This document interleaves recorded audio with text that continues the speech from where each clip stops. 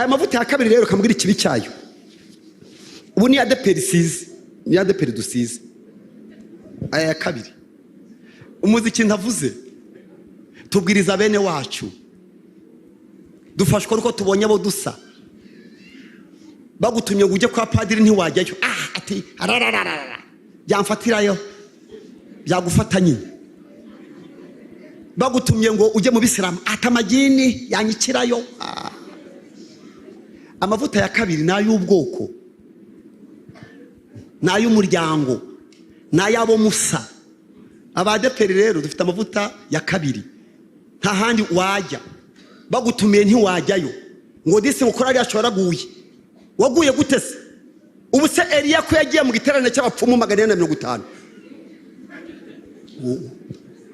Eliya yatumiwe mu giterane cy'abakonikoni 450 bafite certificate zo kuroga. Hari abantu bari imbata y'icyaha n'ukuri, akaba hano ngo icyaha cyamwizingiye, cyakwizingiye kubera iki? Va muri rimwe jya muri kabiri, va muntu yenye yajya mu mbaraga. Bibiliya iravuga Zaburi 8:4 ngo bagenda bagwiza imbaraga, wowe kukiza we zirangira.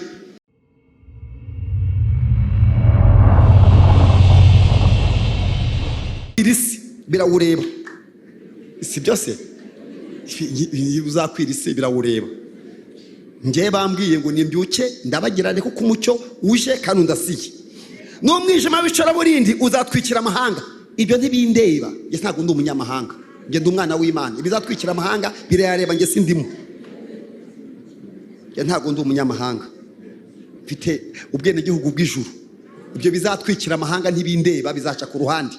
Imana yabwiye Abisiraheli bari muri Egiputa ngo hagiye kuba umwijima, ariko uzawugera ku rugo rw'Abanyegiputa ho hazajya haba amatara yaka. Imana izikurinda abantu bayo. Hashobora kuza ikintu kibareba mwese, ubwoko bw'Imana, Imana ikabukorera evacuation, ikabweparinya, ikabuzigama. Haleluya! Imana izikurinda abantu bayitirirwa. Ibiza bireba amahanga bidakazi kayo. Yusomye haravuga ngo ariko Uwiteka azakurasira.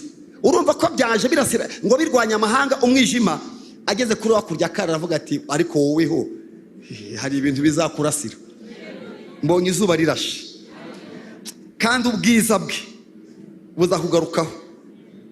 Mubonye ko buje, amahanga azagana umucyo wawe. Urumva ko umwijima waje, ariko ngewe Imana ikumurikira. N'abami bazagusanga ubyukanye kurabagirana. Muremera turabagirane rero. Ubura amaso yawe uraranganye urebe, bose baraterana baza kugusanga, baje ahuri. Rega amasezerano, abahungu bawe bazaza baturuka hehe? Kure. N'abakobwa bawe bazaza bagire gute? Bahagatiwe. Urumva ko n'abana babavuzemo. Maraza kumfasha tuze gusenga. Njyewe ubu ngubu nsigaye numva nshaka gusenga, kuko nzikiva mu masengesho. Iyo ndi gusenga sinshidikanya. Muri byavuze ngo sinahora mbaririza inzira yawe Yesu, ngo cyangwa ngire gute? Iyo mvuga Yesu ngiye ntago bingora. Tumaranye imyaka 40. Mfite umuhungu wanjye twazanye mutoya, njamubwira nti ibi bintu bimaze imyaka 40. Maze imyaka 40 mbana na Yesu. Ku buryo umuvuga ntabwo bimwaza, kuko buri mwaka mfite ikintu tuziranyeho. Niyo mpamvu yo murata numva biryoheye, ko ntago mubeshyera. Uruwo kwizerwa, uruwo kwizerwa, uri munsi buri saha, uruwo Imana ngo niyo kugira gute? Buri ryari? N'uyu munsi urimo? Imana niyo kwizerwa. Iyo mvuga Yesu numva indyoheye. N'umugabo wambaniye imyaka yanjye yose. Nagize umugisha kuvukira mu rugo rw'abantu bakijijwe, data n'umupasiteri, ariko mu kintu yankoreye cyiza, yampuje na Yesu. Hayibyo papa atari afite kubera amateka y'ubuzima bwe, arangije ampuza n'umugabo. Iyo nicaye njyenyine njya mvuga ngo uwo njya nikomezaho nta wundi ni Kristo, reka mubashimire nti Yesu ni yanyitangiye w'ikiru, angura amaraso ye n'ukwanyuzuza n'Imana. Yesu ni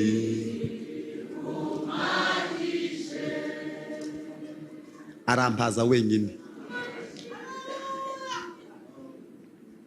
Undi aravuga ngo tugufite ntitwifuza ngo Mana wadutabaraga mu minsi ya kera, na n'ubu uzagire gute kugeza ryari?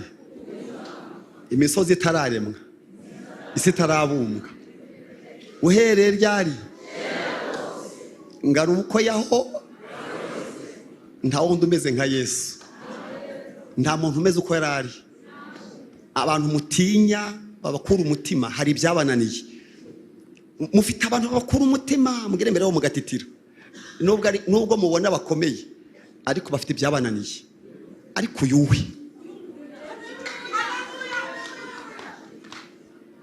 dufite ibihamya by'ibyo wakoze bituma duhora tukwiringira. Imyaka irashira indi igataha, ariko Yesu ntuyuhinduka. Kukwizera ntibidukoze isoni. Dufite iki? Nimuzajya muvuga Imana ntimukajye mubivuga mubebera, kereka niba byo muvuga mubeshya. Niba ibyo uvuga ari byo, jya ubivuga wemye witeguye no kubizira, kuko ntabwo tubeshyera Imana. Abantu barahinduka ariko woweho ntujya uhinduka. Kukwizera ntibidukoze iki? Isoni.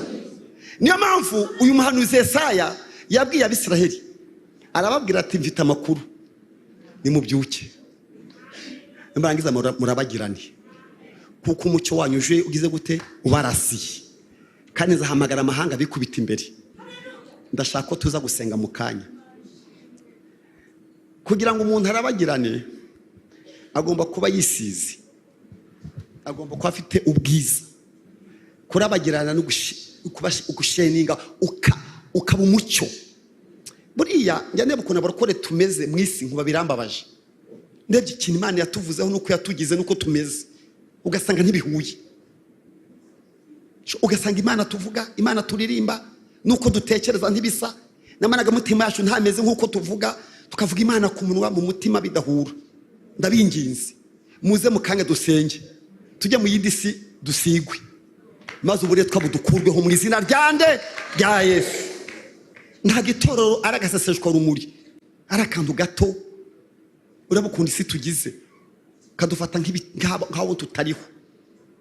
Batwita ibigoryi namwe mukikiriza, batwita imbura mu maro mukabyemera, kandi dufite umupapa utameze nk'abo ngabo. Yesu niwe ubaruta. Ako murakazi? Nubwo Mose yapfuye, umuyobozi w'uru rugendo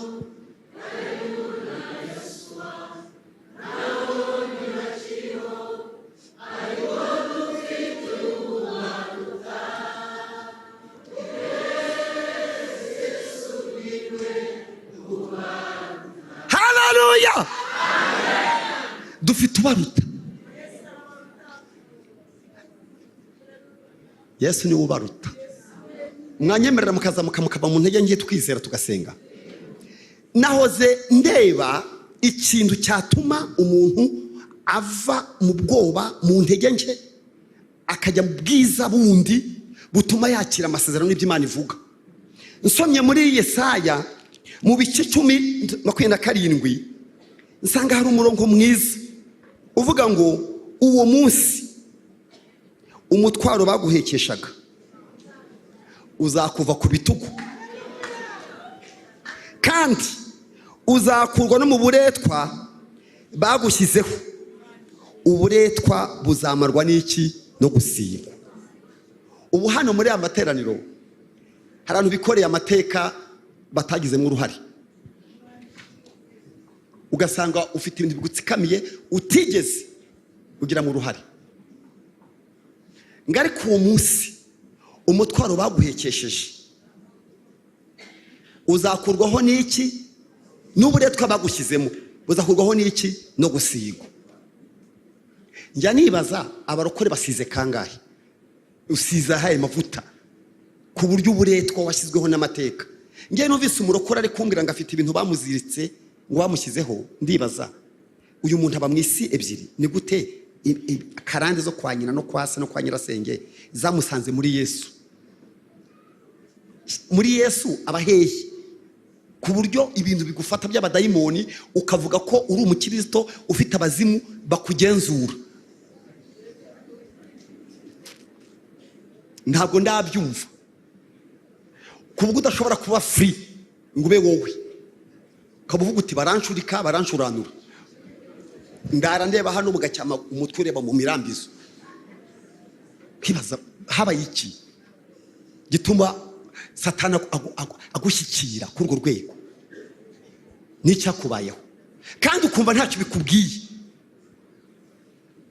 Uyu munsi hano basoma bari bavuze ngo uwo munsi, ariko mu masengesho tujya gusenga tugiye kubivana kuri uwo munsi tubishyire ryari? Uyu munsi. Byari uwo munsi, none bigiye guhinduka uyu munsi. Umutwaro bampekesheje urankurwa ku bitugu, kandi n'uburetwa ndabuvamo, ndabivanwaho no gusigwa. Amen. Mugomba kuba free ko dufite umurengezi. Iyo ushaka kurabagirana rero ntiwarabagirana utasizwe. Kandi buriya barokore wakwibaza se habaye iki? Kamabwire ibintu by'umwuka bigira degré, bifite inzego. Ubukristo bufite ahantu butarenga.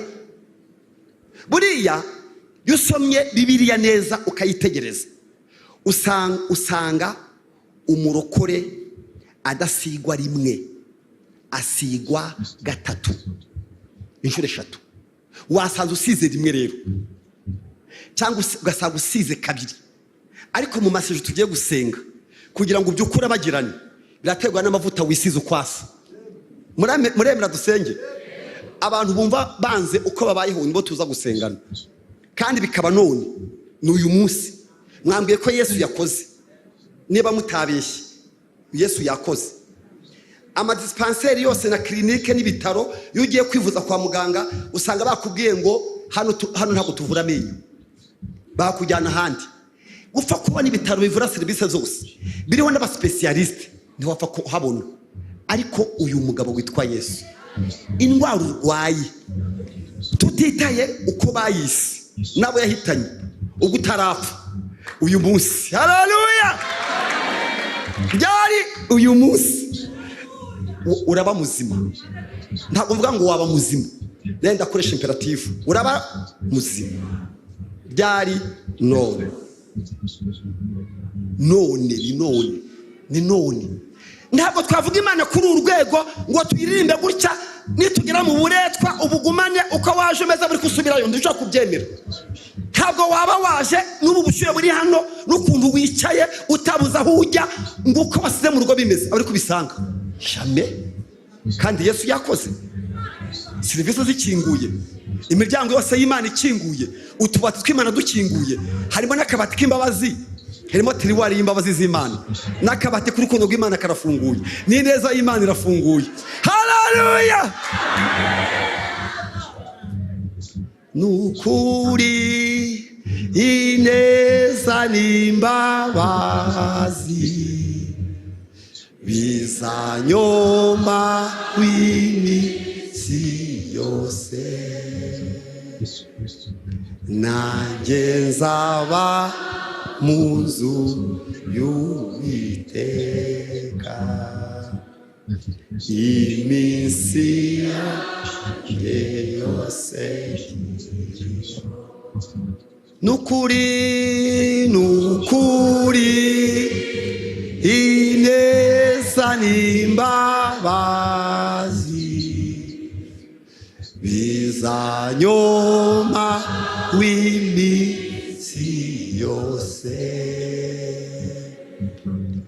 nanjye nzaba mu nzu y'Uwiteka iminsi yanjye yose. Mu Isiraheli bagiraga amavuta y'uburyo butatu yo gusiga abantu. Bagiraga ihembe ririmo amavuta yo gusiga ababembe. Iyo wabaga ubembye ntiwajyaga mu bandi, wabaga uhumanye. Iyo wabaga wakize rero ibibembe, hari amavuta umutambyi yabaga yagennye yo gusiga abahumanutse. Niyo basize Namani avuye muri Yorodani kwiyuhagira, bamukubise ayo mavuta barayamusiga kuko yahumanutse. Agereranywa n'igihe umuntu yakijijwe akava mu byaha, hari amavuta yo kuvuka ubwa kabiri Imana imuha, bikaba byanditse muri Yohana 1:12, haravuze ngo icyakora bamwemeye bose bakizera iki? Izina rye, bahabwa ubushobozi bwo kuba abana b'iki? Ubwo ayo mavuta umuntu akayasigwa. Amavuta ya kabiri bajyaga basiga abantu mu Isiraheli ni amavuta y'abatambyi yo kujya mu muhamagaro. Iyo wabaga ugiye ku mutambyi bakwerezaga umurimo, barakwezaga bagusiga amavuta y'igitambyi, yatumaga utandukana n'abandi bantu, ukaba umwinginzi, ukaba umunyamasengesho, ukaba umuhetsi, ukajya usengera abandi wabisigiwe. Amavuta ya gatatu bayasigaga umuntu wabaye umwami. Iyo wabaga wabaye umwami nago barakwimikaga. Umva rero umuntu asigwa gatatu nkuko byagendaga mu Isezerano rya kera. Ariko no muri Rishya niko bigenda. Hari kuvuka ubwa kabiri ariko ntibihagije. Kareka kuvuka ubwa kabiri ntago bihagije. Iyo ugumye ku urwo rwego ntago ukomeza kubaho. Umwana wavutse ntakore, wavutse ntajye mu nshingano ze, aba yavutse ariko aba yagwingiye. Iyo umaze kuvuka ubwa kabiri rero, iyo ukomeje kwirinda ibyaha no kwezwa no gusenga no gusoma ijambo ry'Imana, uhaga amavuta yo ku rwego rwa kabiri ariyo bita kubatizwa mu Mwuka Wera. Intumwa za Yesu zaravutse ubwa kabiri, zari zizi Yesu. No mu kizami bahaye abanyeshuri baraje ngo abantu banyitande, Petero aravuga ngo umwana w'Imana usumba umwana w'Imana kore ibyaha by'abari mu isi. Ariko nubwo bari baravutse ubwa kabiri bari abanyabwoba. Uzi ko ushaka umukristo w'umunyabwoba, utinya abadayimoni, utinya Satani, utinya abakonikoni, utinya abarozi, utinya ibihungira, utinya imiserebanya, utinya amapusi, utinya imbwa. Ukaba uri umwana w'Imana w'umunyabwoba. Kandi ntabwo twahawe umwuka w'ubwoba, twahawe umwuka udutakisha, uvuga ngo turabande, turabadata. Abigishwa ba Yesu bari ku rwego rwa mbere rwo gusigwa, rwo kuvuka ubwa kabiri, ntabwo byari bihagije. Niyo mpamvu Yesu yababwiye ngo iki gice kibamarira, mukava mu ntege nke no mu buretwa, mugiye Yerusalemu, nimugera murahabwa izindi mbaraga. Babasizwe kabiri. Iyo usizwe kabiri rero ubusizwe bwa gitambyi, ubusizwe amavuta y'umuhamagaro, bajya gukorera Imana bafite imbaraga. Ariko nabwo ntibihagije, baba bakeneye kujya kuri gatatu, gusigwa amavuta ya cyami, icyo bita autorité spirituelle. Mugomba kuba muri abami, ugomba kugenda muri iyi si umeze nka so. Iso ninde? Usa na so nyine. Marata yagiye kwandika mu bice 5:16 yaravuze ngo uko abari ku mucyo wanyu ugaragarira bose, kugira ngo nibarebe imirimo yanyu myiza bahere ko bahimbaza so wahehe. Barebye imirimo bamenye so. Uwakureba yabona usa n'Imana, yabona usa nande. Amavuta ya gatatu atugira abatware, mukajya muryama mugasinzira, mugacaho abandi badaca, mwaca mu mazi asuma tagira gute ntadutembane, twaca mu muriro ntidushye. Utisabye bibaho, biba gusa se jya kubaza Meshake na bagenzi be ntibabataye Mose bakavamo, bari muri gatatu. Uzajye kubaza inyanja itukura kitatumye Abisirayeli batambuka ikabaha inzira, bari bageze muri gatatu. Ujye kubaza kuri Yorodani uko bayinyuzemo igahita baha inzira, bari muri gatatu. Imana yatubwiye ngo nimucya mu muriro waka ntabwo uzabatwika, nimucya mu mazi atemba ntabwo azabatembana, bari muri gatatu. Uyu mwanya rero kugira ngo uve mu buretwa urabagirane, korari duhuza umutima murabagirane, abantu muri hano murabagirane, korari Hoziyana twese tuve mu ntege ngeyi, mureke dusigwe twiri kuri gatatu. Amen. Kubera ko nshaka ko tuza gusenga, ndashaka gusoma ku nkuru za Dawidi gusa zonyine, hanyuma murebe ingaruka zibaho yufite amavuta make. Amavuta make ni mabi, muzange ibintu bike muzabyange, ibintu bike ni bibi, ibintu bike, ibintu bitujuje ubuziranenge, ibintu biri substandard, ibintu bitujuje ubuziranenge muzabyange. Usanga abarokore ibyo batunze, ibintu bitujuje ubuziranenge. Ntabwo ari Imana duhamagariye, aduye ati sinzabagira imirizo nzabagira umutwe. Imana izi umurizo izi n'umutwe, wowe baheye kari habiri. Sinzabagira umurizo nzabagira umutwe, wowe baheye. Muzaba b'imbere ntimuzaba b'inyuma, wowe baheye. Muri inzu yubatse ku musozi itabasha kwihisha, wowe baheye. Muri umunyu w'isi ntimuri sukari, wowe ninde ukurigata. Umunyu urabona ari ikintu kiwegera, bivuga influence. Itorero ry'Imana birababaje kumva turi mu isi dufite ayo mahirwe n'ayo masezerano, tukaba dufite ubwoba bungana gutya, tukaba tumeze uko tumeze, kabura kubayeho. Reka nsome ibyo kwa Dawidi hanyuma dusenge. Ukuntu nifuza tuza gusenga ni ukwimuka. Imana igomba kukwimura, intege nke ufite zirahagije, uzange uyu munsi. Ndashaka ko dusenga n'Imana.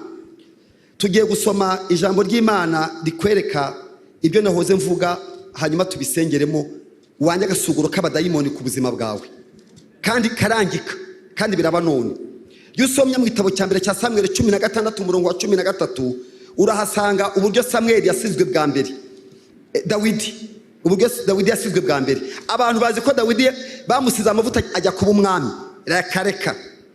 Iyo usizwe ya mbere usubira kuragira, nta numenya kuri we n'ugusize. Ngo nsomera, soma ubuhanuzi bwa mbere bwa Samuel 16 umurongo wa 13. Reka mbasome muvu ko havuga. Haranditse ngo ubuhanuzi bwa mbere bwa Samuel 16 umurongo wa 13. Haranditse ngo Samuel ahera ko yenda ihembe ry'amavuta ayamusukira imbere y'abakuru be. Uhereye ubwo umwuka w'Iteka akajya muzaho akageza kuri Dawidi, nuko arahaguruka agirama. Aya mavuta bamusutseho amakuru abantu benshi barayazi. Icyo nzi nubwo Bibiliya utayizi cyane kuko irimo n'ibintu byinshi, ariko uzi ko ari umunsi umwe Imana yabwiye Yesaya ngo hari umwami uzava kwa Yesaya ijya kumuzana. Bashaka abahungu bose baramubura, baza kubona ko hari umwana uri kuragira intama witwa Dawidi, baramuzana. Akigera imbere y'iteraniro, Uwiteka abwira Samuel ngo nuwo amusukaho amavuta yo kuba umwami. Muzabaza amakuru, ntabwo yabaye we nubwo bayamusize, yasubiye kuragira. Tekereza, Imana iravuze ngo abaye umwami ariko asubiye mu ntama. Amavuta ya mbere nta umenya ko kijijwe kandi uvuga kuri we. Ni ukuri hari abantu bazi kuri umwadeperi cyakora, ariko ntibazi ikirenze icyo. Hari umuntu umwe, mumbabarire nkoresha urwo rugero, ni umuntu Imana yari yarategetse igitambaro, abantu Imana igiteka igitambaro. Hari abantu Imana itegeka igitambaro, irakimutegeka ati ndagusabye uzajye utega igitambaro nakigutegetse, kandi uzi ko hari abantu Imana yagitegetse. Yari yaranize, ari umuntu ufite ubushobozi, bukeye ahabwa umwanya w'ubuyobozi mu kigo runaka. Ntabwo ari igitekerezo, si n'inkuru. Yari yambaye igitambaro nk'uko Imana kimutegetse. Ageze muri ofisi mu kazi, kari akazi gatuma umwanya yicaye muri gitambaro bidasa nk'ibidahura. Baramubwira ati rero ntabwo wajya muri kano kazi n'igitambaro ku mwanya uriho. Aravuga ati nagitegetswe n'Imana. Baramwubaha bati wasanga Imana wa mugani igiye kutumara, reka tumureke. Nyine barabyemera, barabimwubahira. Buke yariba, aza kwiba mu kazi. Baranamwirukanye kandi arafatwa, ntago ari kumubeshyera, yaribye. Nubu ntaragikuramo, aracyacyambaye. Imana yakimutegetse ko ntiyamubuza kwiba, ntiyamubuza kubeshya, ntiyamubuza ubugambanyi. Ikintu cyambabaje, yabikoreye imbere y'umuntu udakizwa, utazi Imana. Arampamagara arambwira ati muri ingegera, muri bisambo, murabeshya.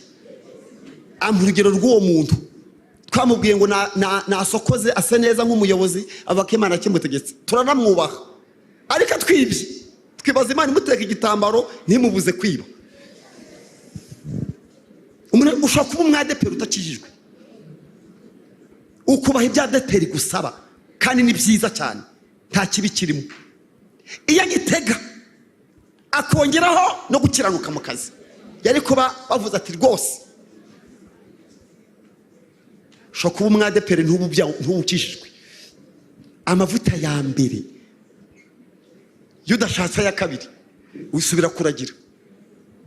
Dawidi baramuhamagaye ngo abe umwami, bamusiga amavuta ntiyabawe, asubira kuragira, ajya no kuba umugaragu kwa Sawuli, yirirwa ajya gucurangayo, yirukana abadayimoni, akajya acuranga abadayimoni bakagenda, bundi akaba mu ishyamba. Nta mushumba mugenzi wigeze amenya ko ari umwami, cyakora umukemana azaga amuzaho. Ariko uburetwa bwo kuragira ntibwamuvuyeho. Wowe ubitekereza uti, nyine wowe yo wigenzuye wumva ukijijwe ku ruhe rwego? Mu bintu by'amashanyarazi tugira ibyiciro bitatu by'amashanyarazi. Tugira icyiciro cyitwa wati, n'icyitwa kilowati na megawati, ni bitatu. Wati ni amashanyarazi yo mu rugo, yayandi bacomekaho purize, yayandi bajya bacana ku dutara. Amawati nusoma kampure uzasanga ari za wati ikoresha. Kenshi iyo kagufashe wumva kagufasha ugahita kurekura, ukumva akantu kameze sinzi, akantu ko guca mu mubiri, ariko nta kandi wumva, niko bayita. Ariko iyo ugiye kuzana mure cyangwa imashini isya, cyangwa ugiye kuzana uruganda, bazana turifazi, baguha undi muriro kugira ngo ubashe guterura iyo mashini, bagura kilowati. Aya masinga arenga ngagenda muri karitsiye, iyo agufashe nta kugumana, cyakorera kujugunya, aragufata akagukamura akaguta. Ariko iyo ugeze muri icyo bita kilowati, muri megawati, niyo bita hote tensiyo, iyo igufashe ntikurekura. Muzabona amapironi ari agahanga k'umuntu kanditseho danger de mort, hatari yakufa. Kira kigufasha ntutaha, uruma, tugaruka. Buriya imbaraga z'umukabara niko zimeze. Ari igihe ufite utubaraga duke, agakiza katatu, agakiza, indirimbo no kubeshya, ni gute? Ni duke. Niyo amazi Ezekiyeli yabonye agera mu bugomba mbari, ukayajabagiramo, ukaba mu gakiza, ukaba mu giterane, ukongera ukajya kwiba no kubeshya kandi wari mu giterane.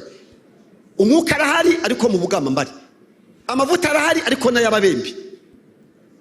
Niyo mpamvu dukwiye kwanga ibintu bike. Mwanga imbaraga nke, kugira imbaraga nke uri umurokore ni bibi, ni bibi cyane.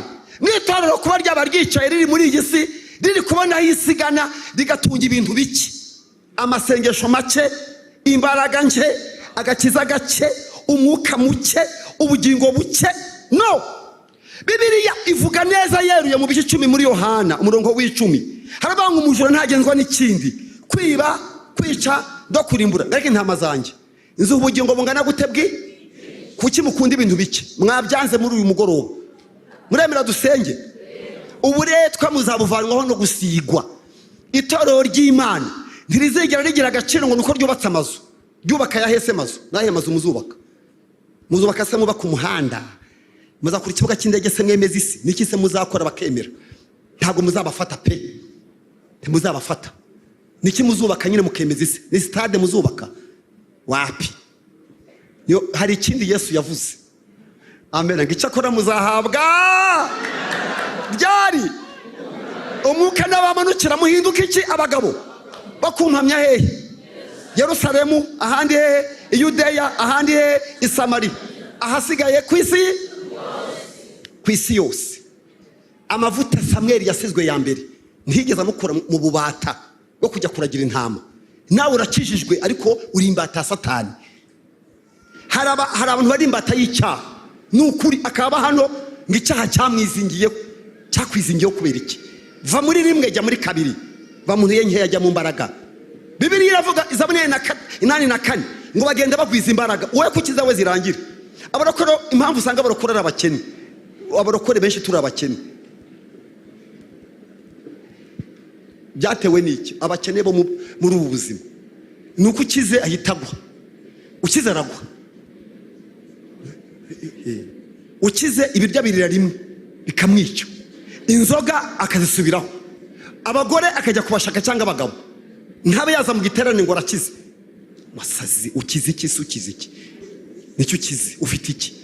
Wazamuka mu ntera ntihongere gusenga ngo ni iby'abantu ngo bo hasi, ngo ni iby'abantu basigaye inyuma.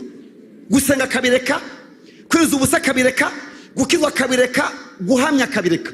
Hari umuntu wigeze ambwira, kandi yari umuntu ukomeye, angira inama. Yaraje arambugura arambwira ati ntwaye utanga ubuhamya. Ati haraho umuntu agira agaceceka.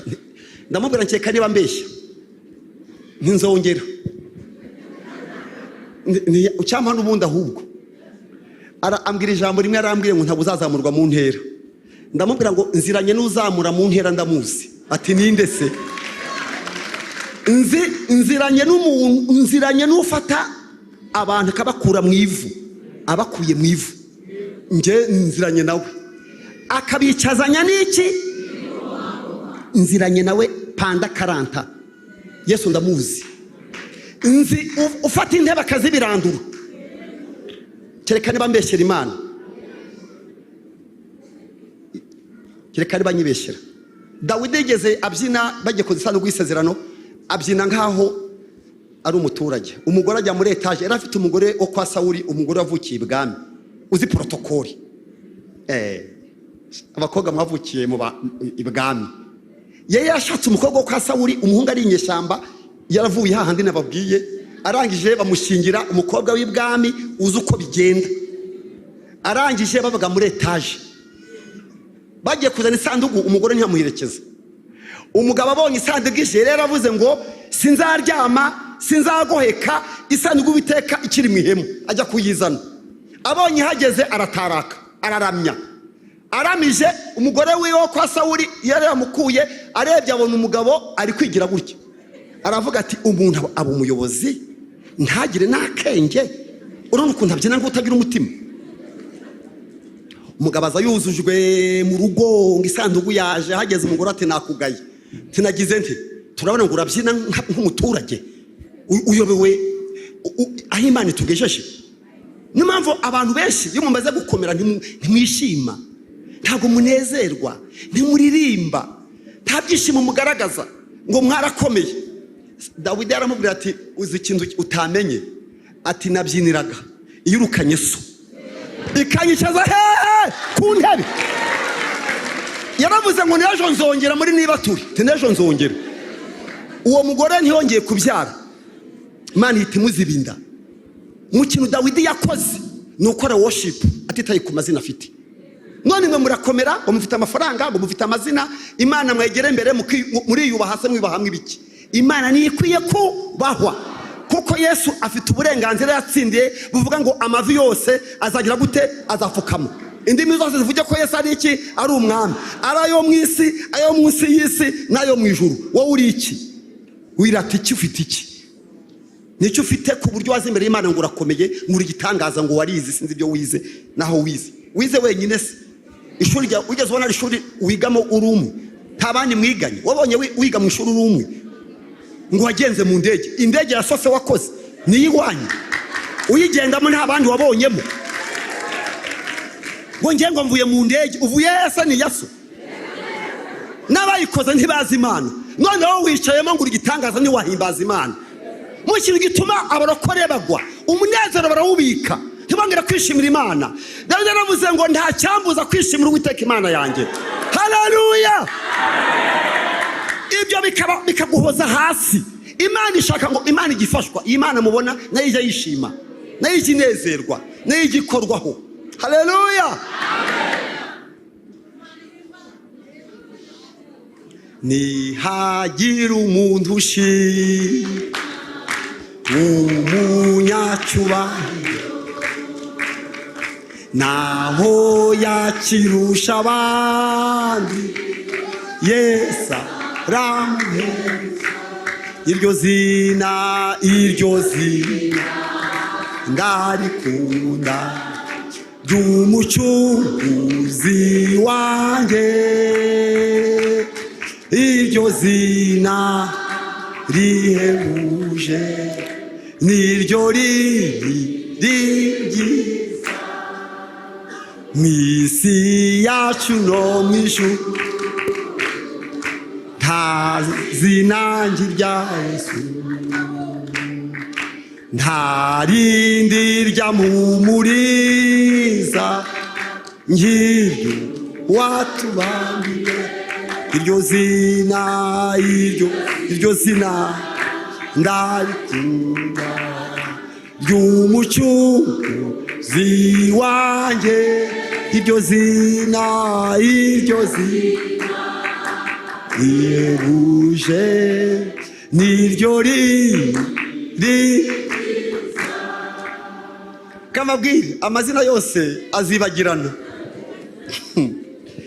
Ngiye nize muri Kongo kera bitaga muri Zaire. Ngiye nize aho bita muri Zaire, ubu niyo Kongo y'uyu munsi. Hari umugabo witwaga mu mutu seseko ku Rugondo wa Zabanga, Joseph yari Desire. Iyo yabaga ari kuvuga disikuru muri bisi twarahagararaga ngo banze bamwumve. Twajya kwidarapo tukamuririmba, bakanatubwira ngo nutamuririmba arakubona, ngo kandi ngaraza kukumerera nabi nijoro, ngo uko ngabera hose cyarimwe.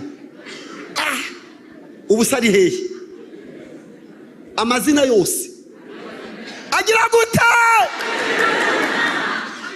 Amazina yose aribagira keretse izina rya Yesu rizahora rimurika mw'ijuru. Yesu niwe zina. Amazina yose ngiye gusubiramo. Amazina ngahe yose? Angahe? Agira gute? Aribagirana. Kese izina ryande? Haleluya. Iryo zina ndarikunda ry'umucunguzi wanjye. Iryo zina rihebuje niryo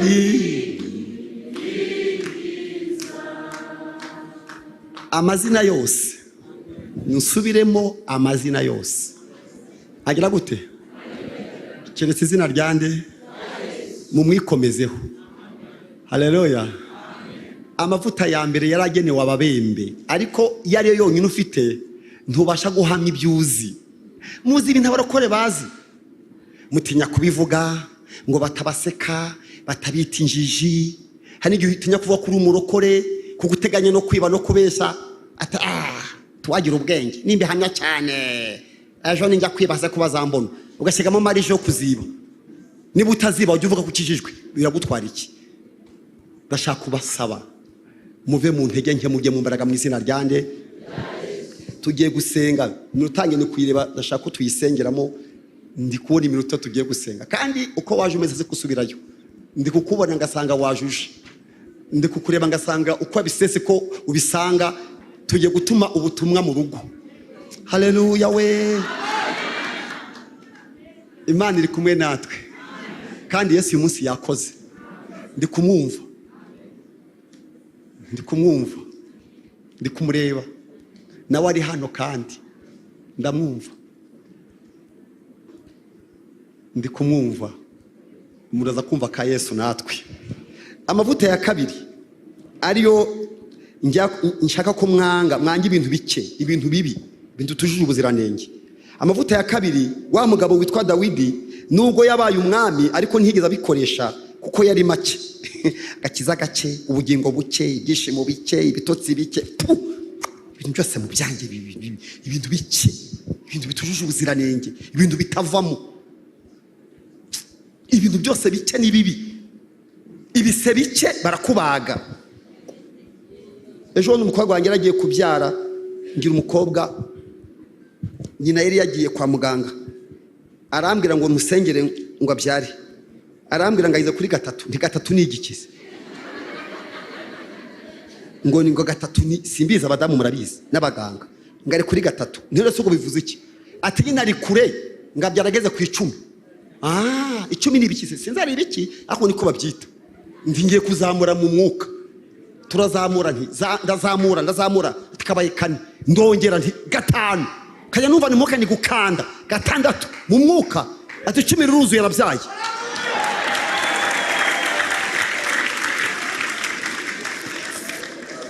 Ibise bike bazakubaga, amaraso make bazagutera ndi, ubukene buzakwimura aho utuye. Ngo mana, iyo wonye etaje izamutse iruhande rwawe ufite akazu wasengeye ubabarira Imana, iyo umuntu aba mu bukode kubera ubukene bwinshi no kubura uko yishyura, dore ukunda asenga. Mana we, ndebye ukuntu ubukode bumereye, icyampizo nshyira mu mutwe amaguru akarara inyuma. Amazu menshi mufite ntiyujuje ibisabwa, kandi ubu muri gusenga ngo Mana ngo yiturindire ngo isigare. Irabaho se? Irabaho? Imana irafata ayo manegeka yagumisha mu mujyi ngo araba yabarokore towa. Hari niba biriho ibyapa byo kugenda, irijyana. Niyo mpamvu mudakwiye kwemera ibintu bitujuje ubuzira nenge. Niba ari ugusenga, usengera ibintu binini bimeze gute kandi byiza. Hari abakobwa babona bamaze gukura, banyina bakabashyiraho pressure, bakababwira ngo mvira mu rugo igihe uhamaze. Nakajya abwira Imana, icyapfa kuma umuntu ngira umugore, ikigori nk'icyo se wakira kikugira umugore, ibikugira umugore se wabibona hano ifo birahari mu kabari. Kigabo cy'ikigoryo kijyana hehe? Gapfa kushaka ibyo ubonye byose. Uzi ko Imana igira abahungu beza, igira abakobwa beza. Uri mu biki? Saba ibintu binini. Niba ari ubugingo saba bwinshi, niba ari umugisha reka kubabarira Imana, niba ari umwuka wera saba mwinshi. Kubera ko amavuta make Yesu naza ntabwo uzajya mu ijuru. Muzamuri muri 10, amavuta make narangiza gushirane 5 bajye mu ijuru usigare. Niyo mpamvu mudakwiye kujya imbere y'Imana ngo muyibabarire muyaki ibintu bito. Niba wigura umunyeshuri saba ubwenge bwinshi, urababarira Imana kubera iki gitanga ubwenge ariko Yakobo yavuze ngo ubuze ubwenge busabe. Muremera dusenge ariko cyangwa ni mu mubiri naguye? Nugira amaraso make bazagutera ndi, nugira umwuka muke bazagushyira kuri bomboni. Ntimugire ikintu mubabarira Imana. Mwatangiye kurakara? Murarakara se? Urakara ubigire gute? Kari amahame y'ubuzima. Nawaza nsoma mu gitabo cya 2 cya Samweli ibice 2 umurongo wa 4. Ndashaka ko murakara ukumva wanze ikiciro urimo mu buryo bw'umwuka, ukagira balance ku buryo uwanga gusuguro k'abadayimoni ukabyanga mu izina rya Yesu. Tujya gusoma mu gitabo cya 2 cya Samweli ibice 2 umurongo wa 2. Igitabo cya 2 cya Samweli ibice 2 umurongo wa 4. Igitabo cya 2 cya Samweli ibice 2 umurongo wa 4. Dusubiye kwa Dawidi bajya kumusiga andi mavuta. Samweli, igitabo cya 2 cya Samweli ibice 2 umurongo wa 4. Haranditse ngo bukeye abayuda baraza. Ni bande baje? Bamwimikishirizayo amavuta kugira ngo abo mwami w'umuryango w'abayuda. Bukeye babwira abo mwami w'iki? W'abayuda. Ese aya mbere yo ari bwoko ki? Isamuri wakuye umugabo bari bamusiza aya mbere. Aya naya kabiri ndi kuvuga. Aya mavuta ya kabiri rero kambwira ikibi cyayo. Ubu ni adeperi size, ni adeperi dusize. Aya ya kabiri. Umuziki ndavuze. Tubwiriza bene wacu. Dufashwa uko tubonye abo dusa. bagutumye ngo ujye kwa padiri ntiwajyayo, ati ararararara byamfatirayo, byagufata nyine. Bagutumye ngo ujye mu bisilamu, ati amagini yanyikirayo. Amavuta ya kabiri n'ay'ubwoko, n'ay'umuryango, n'ay'abo musa. Abadeperi rero dufite amavuta ya kabiri, nta handi wajya. Bagutumiye ntiwajyayo ngo disi ukora ari ashobaraguye. Waguye gute se? Ubu se Eliya ko yagiye mu giterane cy'abapfumu 450. Eliya yatumiwe mu giterane cy'abakonikoni 850 bafite certificate zo kuroga. Batsinze mu midugudu bahabwa certificate, no mu kagari, no mu murenge, no mu karere, no mu gihugu, bakajya basangira n'umwami kubera kuroga. Arababwira ati giterane ni icyanjye namwe gusa, kandi barabanza. Abantu baroza kuva mu gitondo kugeza nimugoroba bari kuroga. Ariko umugabo uri muri gatatu, haleluya, yaravuze ngo uyu munsi menyekane kari wowe Mana. Muve mu ntege nkeya mwarokorimo, ngo baroze, ngo babizinze, ngo abihateretse, ngo baroze iduka yanjye. Genda azi iduka yawe, bakuroze hese. Ngo ugezemo wese ntakora, wibagiwe amasezerano yo ku maguru. Biravuga ngo aho muzakandagira hose hazaba iki?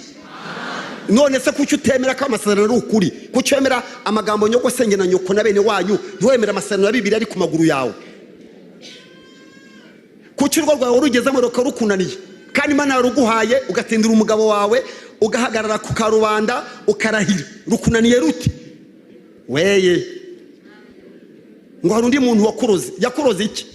Niki yakuroze? Amavuta ya kabiri yatumye Dawidi bamwimika, ngo ariko bamwimikira ubwoko. Ingayobore bene wabo. Muzabona amadini yacu agiye ashingira ku bintu abantu bafite ibyo bahuriyeho. Buri kadini gafite utuntu twako, buri kandi n'akandi n'akandi. Mavuta ya kabiri, Dawidi abaye umwami wa bene wabo, abo yiyumvamo, abo basa, abo bavuga ururimi rumwe. Niyo mpamvu ujye ubona yubonye umuntu mudasibuka uti dayimoni yaje, atabazimu barinjiye, ati mubanze musohora abazimu baje hano. Ayiwe, Eliya yari afite abadayimoni 450 bakoze igiterane kuva mu gitondo. Ngo hano hari abazimu. Niba hari abazimu babiri, turabarokore 1000, abazimu babananiye bate? Nta masezerano abadayimoni bagera yo kubana natwe, bafite yo kugenda. Satani nta masezerano agera yo kubana natwe. Satani ni inzererezi, araraho bamuhaye icumbi, yo bamwirukanye aragenda arabizi. Satani aho yiteguye kugenda, ariko wanze kumwirukana uhitamo kubana nawe, wagira ngo haricyo mupfana. Irukana abadayimoni, bakuvire iwawe, bakuvire mu bana, bakuvire mu rugo, bakuvire mu byawe. Amavuta ya kabiri ni amavuta y'umuryango ya bene wanyu. Kajya ku mavuta ya gatatu dusengana Imana. Amavuta ya gatatu ari mu gitabo cya kabiri cya Samweli ibice 5 umurongo wa 3. Tugiye gusoma igitabo cya kabiri cya Samweli ibice 3 umurongo waho, ibice 5 umurongo wa 3, hanyuma dusengera aho ngaho. Igitabo cya kabiri cya Samweli ibice 5 umurongo wa 3 haranditse ngo, nuko abakuru ba Isiraheli bose basanga umwami Heburoni, umwami Dawidi asezerana nabo isezerano imbere y'Uwiteka Heburoni, bamwimikisha amavuta ngabo umwami wa hehe? Mbere yari umwami wande, none abaye umwami wande? Na amavuta y'ubutwari. Buriya barokori muri yavuze ngo kwa Yesu dufite iki? Ubutwari. N'iki kindi n'ubusho iyo twizeye iki? Yarageze rero muri mega. Amavuta ya wati, kilowati na megawati. Abarokore bakeneye guhabwa imbaraga zihindura aho bagiye. Ntidukeneye kuba gaseseshwa rumuri n'abantu b'ubwoba mutitira imbere y'abadayimoni. Dufite Imana twemerera imbaraga.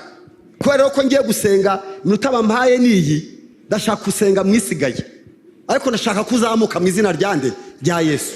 Mubanze mwange ibintu bike, mwabyanze ibitotsi bike ngo sinyansinzira. Wabaye ikise ibitotsi ko wabyandikiwe kuri afishe yawe, nasanze hari ibitotsi. Uzajya usinzira wiziguri, utegetswe gusinzira, biri muri imperative. Kugira gute? Ngo ndota inzozi mbi zivahe, urota ibiki? Ngo ba masenge barabagusura, nyogosenge ko yapfuye ajate, ngo birara bincugusa ibiki, kibigucugusa, ngo birabigutambitse ibiki. Uyu munsi urava mu cyiciro cy'uburetwa, usigwe amavuta atumusinzira. Amen.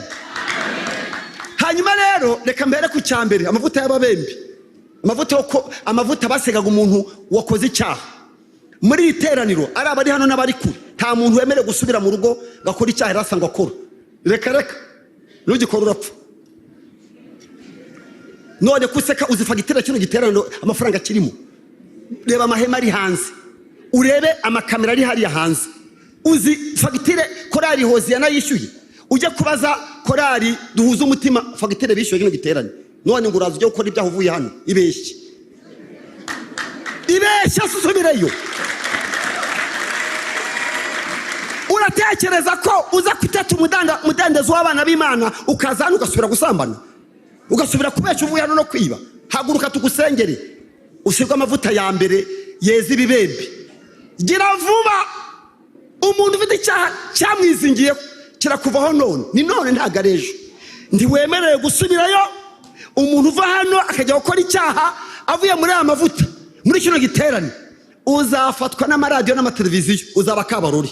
Imana irakubitse, irakureka. Yari kurindira igiterane cyabereye ku Muhima, kuko igukunda yakuzanye uyu munsi. Hagarara mu mwanya wawe tugusengere, kubera ko urapfa. Pungu udapfa, hagarara tugusengere mu izina rya Yesu. Ntago wemerewe gukora icyaha muri kino giterane, hagomba kuboneka umubyizi. Ngewe nzi neza ko umubyizi w'abarokore kino giterane cyakorera Duhuza Umutima, umubyizi ni umudukizwa. Niba ari hanze mu muhinziro, mu ndebere abari hanze mu bakayira, wowe uremvite. Umuntu uri hanze afite ahantu bamuteguriye heza, hari amatapi y'umweru, mu muhakanyazi. Nta muntu wemerewe gusubirana y'icyaha, urava mu buretwa bw'icyaha. Banza uhaguruke niba uhari, uzamura ukuboko kwawe, mu ndebere abadakoni bamunzanire. Imana iguha umugisha, wari uhari. Ega yarahari, ngwino itambukire ma. Haleluya, haleluya, haleluya, haleluya. Tubonye umubyizi. Kwa Duhuza Umutima, dore umubyizi wanyu n'uriya. Nimuze muhabana kayira, kino giterane kirimo abantu Imana iri gushaka amavuta yo kweza ibyaha. Muhabana kayira baze. Reka kubitekerezaho nyine, uratekereza iki? Tambuka. Ntago batekereza gukiza, ntago bitekerezwaho. Gukizwa niyo bitekerezaho baraza. Niba guhakayira uzi, ntago batekereza gukizwa. Ngo nkizwe, ngo mbireke, nzajye ejo. Urapfa. Hunga udapfa. Madamu hunga udapfa. Umva mensiye hunga udapfa. Umva mukobwa hunga udapfa. Kino giterane nukivamo ugasokora ibyaha, ibizakubaho Imana izabikubaza. Abo bantu bari inyuma mu bakayira, abantu bari inyuma mu bakayira, mubwira abadiyakoni bari inyuma batanga akayira, hari abantu bahunze. Cika, iruka, va mu mwanya wawe wiruka, nyaruka, dore uyu munsi ni wawe. Gukizwa ni none, ntabwo ari ejo. Imana ibaha umugisha. Mbonye ababyeyi bahetse abantu, ibaze kuba ufite ibyaha n'uruhinja. Tambuka n'uruhinja rwawe, n'abahetse abana muze, n'abasaza muze munyaruke, n'abakecuru baze, n'abakambwe baze. Hari amasezerano ari hano. Yego, Imana iguha umugisha. Haleluya, haleluya. Abashumba ko mbona mutabonye ko ikiraka cyabonetse, bashumba muze dusenge. Mwahageze, Imana ibaha umugisha. Mwanyemerera tukamutegereza nawe ko afite akana. Yego, tambuka rwose. Mu ndebere niba nta musore usigaye inyuma. Iyo mbonye umusore ndishima, mbonye umukwe. Yewe data we, iyo mbonye umukobwa, tubonye bakazana bavuye kwa Satani, binjiye mu bwami bw'Imana. Imana ibaha umugisha. Baguha akayira nawe uzi uri hanze, n'undi udukurikiye uri ku ikoranabuhanga. Nawe aho uri ushobora kuba uri kure yacu, ariko umwuka w'Imana ntakenera viza. Ariko shaka kuki watinze? Imana iguha umugisha. Wongera Imana y'amashine we yarasigaye, nawe yarasigaye. Nawe ngwino, ndakureba nkabona uri mu nzira uza. Nyaruka, Imana iri kubashaka. Amavuta yo kweza ababembe, amavuta akuraho ibyaha, abantu bakezwa. Imana ibaha umugisha. Uyu ni umubyizi, ni umubyizi. Umubyizi urabonetse, umubyizi urabonetse. Yesu abonye abantu. Mwongere Imana amashyi menshi. Muhe mikorofone umushumba paruwasi ya Nyarugenge, mumuhe mikorofone ashima Imana imwongereye abantu bakiriye Yesu. Ubwo tubonye umubyizi nimwe harunduje azanye n'akana. Nyaruka, cika, hunga. Yewe muhaguruke rero abasigaye dushima Imana kiduhaye umubyizi w'umunsi. Imana ibashishe, mwongere Imana amashyi. Aba ni abantu Imana ituzaniye. Imana ituzaniye abantu. Imana izanye abantu. Aba bantu barahenda ku Mana. Turabakoraho mu izina rya Yesu. Umva ibyaha mwakoraga birashirira hano. Mushumba yabonye mikrofone. Murebe ko nawe usigaye inyuma gusa. Niba ntawe mutubwire mudu uburenganzira. Baza ntawe. Mushumba mwashima Imana. Yaje. Tambuka. Ngwino. Umwanya wawe urahari. Va mu bwoba, va mu isoni udapfa. Urapfa. Nukora icyaha uvuye hano ntubaho. Nukora icyaha dore ntago bagufashe, ariko nuva hano ugakora icyaha bazagufata, bazagufotora. Tambuka. Waje. Imana iguha umugisha. Uyu ni umubyizi. Umubyizi n'uyu rero. Maze rero mushumba baje. Aba ni abantu Imana ituzaniye. Baje rwose. Yego, mwashima Imana kubw'aba bantu. Kadukomere Imana amashyi twese tuyishimire. Abafite ibiganza mukomere Imana amashyi. Twongere Imana amashyi mu izina rya Yesu. Gerageza nawe ukomere Imana amashyi. Yego. Dukomere Imana amashyi tuyishimire. Abashumba mubegere murambike ibiganza. Turabakoraho mu izina rya Yesu. Turabakoraho. Bahohora ingoyi za Satani, makuru wetwa bwa Satani, watureho umugisha. Imana bakiza imivumo na karande, bakiza ibyago n'ibyaha. Imana barambura ikiganza cy'umutima nifuza, kandi Imana barambura ikiganza bagire neza mu izina rya Yesu. Amen. Namwe musenge. Nyagasani Imana ishobora byose. Namwe mushima Imana. Imana data twese umunyijuru n'isi. Yego wa Mana we. Imbere yawe umugoroba mwiza, umugoroba w'igitangaza. Yesu waje wari uri hano. Haleluya. No kugira neza abana bawe. Abanywe n'Aburahamu. Abanywe waremye. Ntiwashimye ko inda zabo zivamo. Ntiwashimye ko wapakiye impinja. Ntiwashimye ko wapakiye ibitambambuga. Warabarinze. Warindira mu byaha. Warindira mu byagwa n'amaso yawe. Barakubabaza. Ariko uri umunyembabazi kandi bazizeho iteka ryose.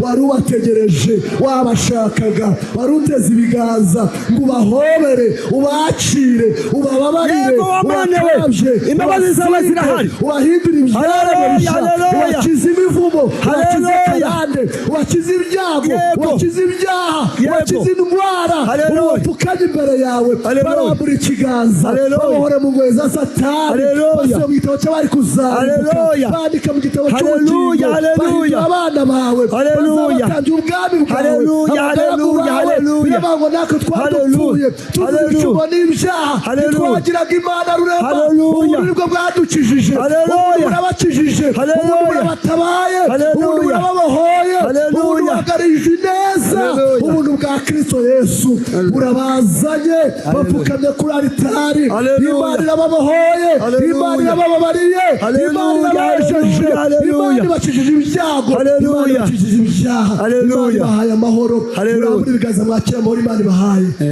Murambure ibiganza mwakira amahoro Imana ibahaye. Musubiremo aya magambo ngo Mwami Yesu. Muvuge cyane Mwami Yesu.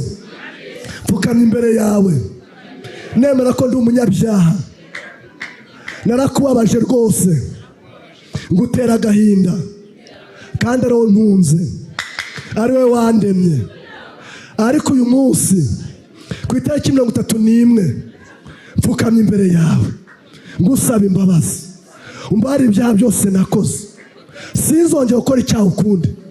Unyize imivumo, unyize karande, unyize ibyago, unyize ibyaha, unkarabye, unsige, unyambike, umindure umwana wawe, umindure umwana wawe, unyandike mu gitabo cy'ubugingo, unsibe mu gitabo cy'abari kuzacirwaho iteka, unsibe mu gitabo cy'abari kuzacirwaho iteka.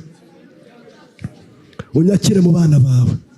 Nkinguye umutima wanjye kugira ngo winjiremo, uture muri jye, utere muri jye, ukorere muri jye, umpe imbaraga sinzongera gukora icyaha ukundi, mu izina rya Yesu, amen.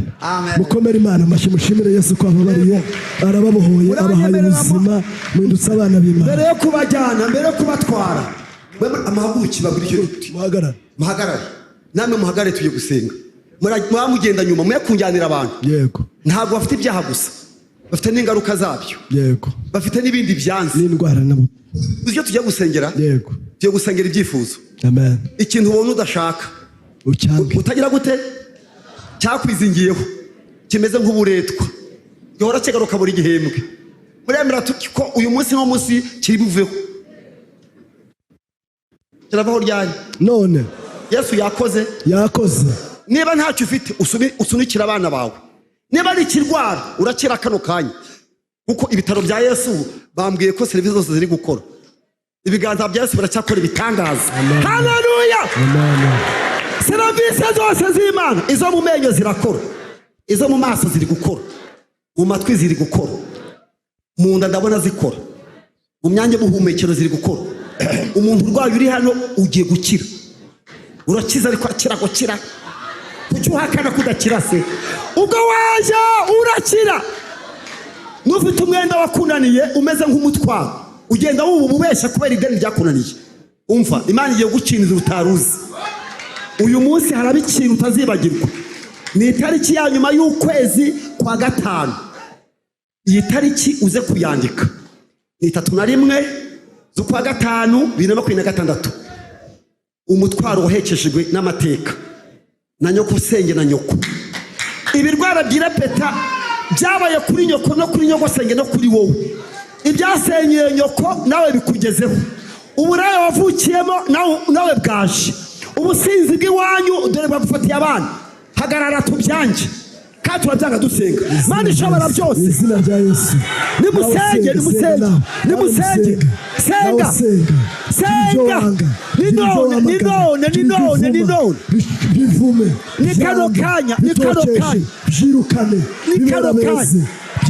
byange. Gira Yesu ngo ndabyange. Senga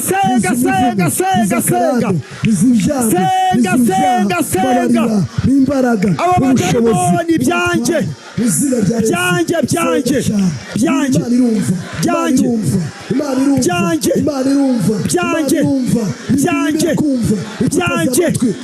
adasubura kabadayimo byanjye mu izina rya Yesu. Mu rugo rwawe tubyangiye imbere y'Imana ishobora byose. Ku mugore wawe Imana idapfa, mu kazi kawe Imana idahinduka, Imana ibarabeza icyari. Yego Mana, yego turabyanze. Twanze agasuzuguro k'abadayimoni, twanze inzozi mbi, twanze agasuzuguro k'umwijima. Yego imuka mu kwizera, ajya ibintu bitoya byanjye none byangire hano mu iteraniro, nabyo birabizi biragiye. Iyo ndwara y'isezerere reka kuyita indwara yawe, oya ntago ari iyawe. Wanyweye imiti biranga, warivuje biranga, ukiza aka kanya. Serivisi z'Imana zivura umutwe ziri hano, izivura amatwi ziri gukora, izivura ubuhumekero ziri gukora, izivura mu nda ziri gukora, izivura mu mitsi ziri gukora, izivura kanseri ziri gukora, izivura diyabete ziri gukora, izivura kuzengera ziri gukora, izivura kwibagirwa ziri gukora. Akira umugisha wo ku cyumweru. Iyi tariki iri yawe. Imana iri hano. Byizere, byakire, byumve, bigendane. Ohereza amasengesho mu rugo, mu bana bawe, mu bakwe bawe, mu bakazana bawe, mu buzukuru bawe. Sunika amasengesho mu kazi, oherezayo, ejo uzajya mu kazi. Ohereza mu kazi. Ari amanama y'ubugombanyi n'ubugome, shwanyaguza inama zikurwanya, shwanyaguza amanama guteramiraho. aho bajyanye izina ryawe rigarure. Hakana ko abakwanga n'abagushaka bazakubura.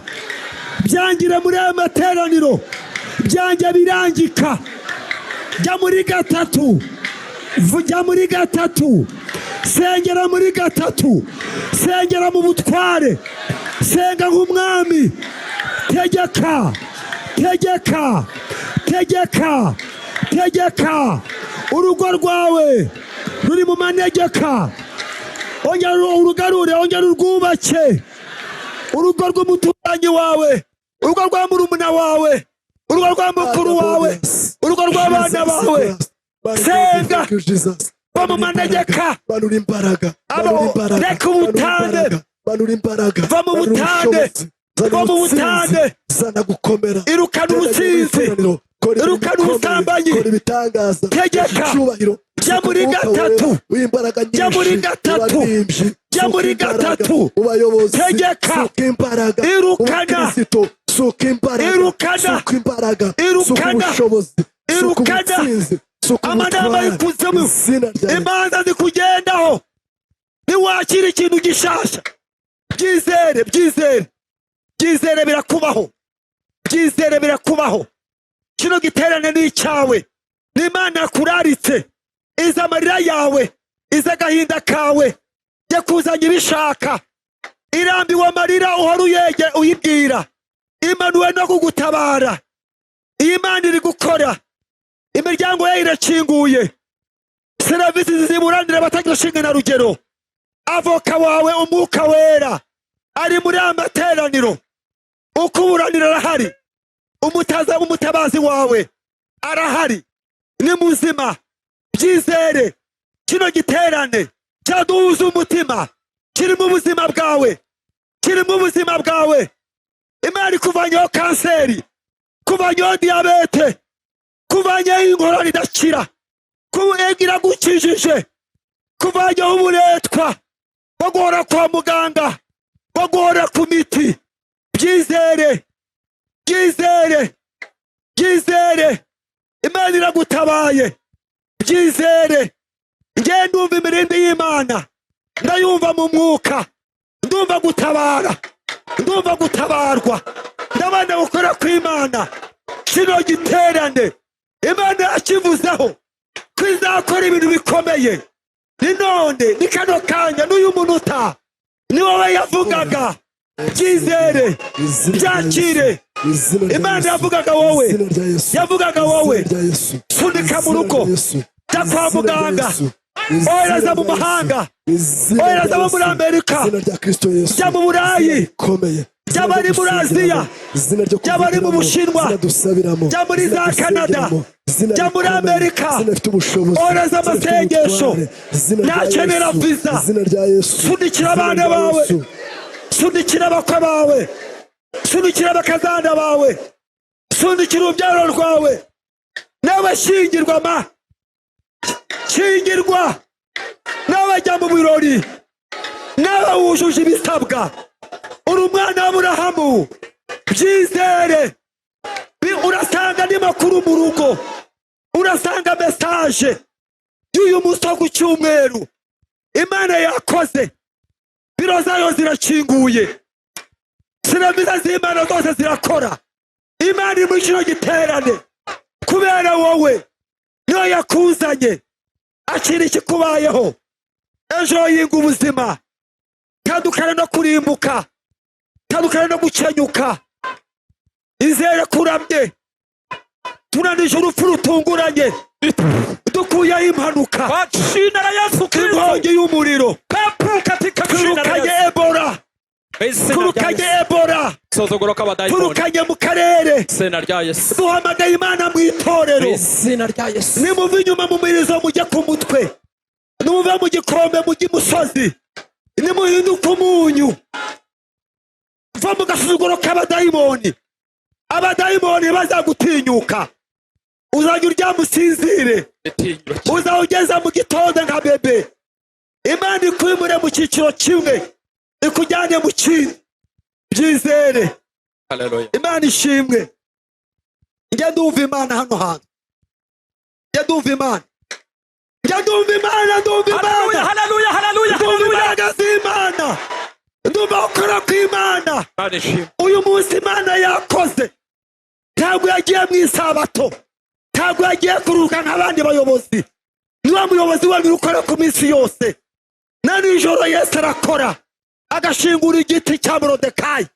Iyo niyo Mana duhagaze imbere, Imana yimura imisozi, Imana yo mu kibaya, niyo Mana yo mu misozi, Imana yo mu zuba, niyo Mana yo mu mvura, Imana yo mu kwa mbere, niyo yo mu kwa gatanu, Imana yo mu Burayi, niyo Mana yo muri Afurika. Izere ko ari kikubayeho. Imana igeze mu mara yawe, izibuye amara yawe, ikoze mu gifu. Imana igiye mu gifu cyawe, igiye mu nyama zawe, ikuyemo inyama ziboze, iguhe piyesi nshasha. Imana iguhinduriye piyesi, iguhinduriye iyo nyama yaboze, iyo uri kurya. Ubaye muzima muri kino giterane, uzaza gushima icyo Imana ukora, uzakigendana. Imana ishimwe. Ndagushimye Mana, ndagushimye Yesu. Haleluya, Sifa ni zako, haleluya, utukufu ni wako milele na milele. haleluya.